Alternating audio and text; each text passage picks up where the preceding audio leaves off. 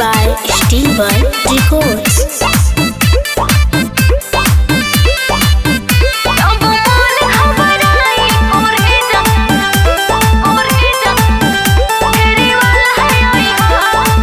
आई जब सात बात जइबू भूलाई कहिला करे जा बड़ी याद तोहराई।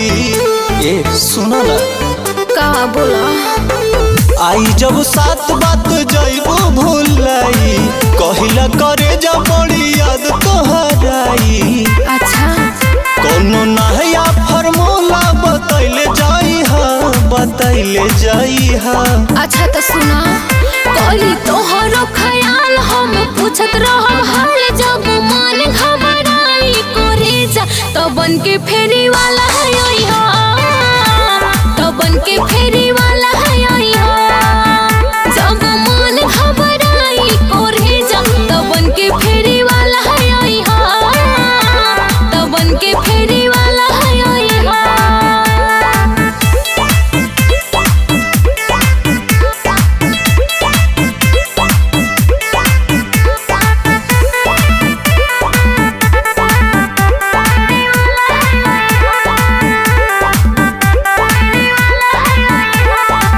मन करे तोहरे के देखिए टक हो कैले बानी प्यारी यार बनतावे हक हो।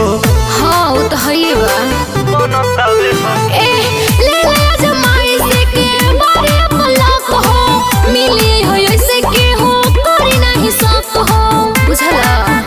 अपन दिलवा के बतिया बतैले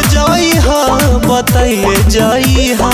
जरूर कली तोहरो ख्याल हम पूछत रहब हाल जब मन घबराई करे जा तो बन के फेरी वाला है हा, तो बन के फेरी वाला है हा।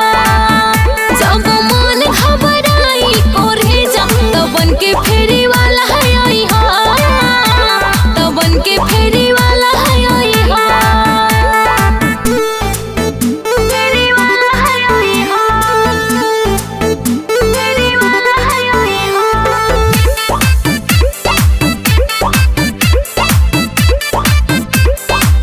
जब मन घबराई करे जा फेरी वाला है हा। तू ही बड़ू जान हमार तू ही दिल जानी तोहरे से शुरू भइल प्रेम के कहानी। वो तो हम जानते बानी। सुना दिलवा के दर्द तोहार हम बुझतानी होई मिलन हम दिल से कहतानी। सही में हो प्रोमिस जौन कहिलू तू वादा निभइल जाई हा।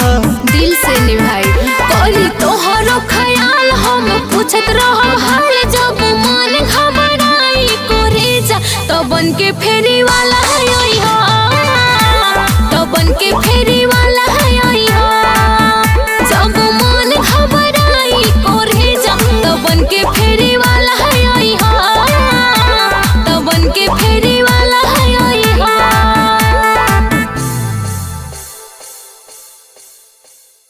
पूछत रहब हाल जब मन घबराई करे जा तो बन के फेरी वाला है हा, तो बन के फेरी वाला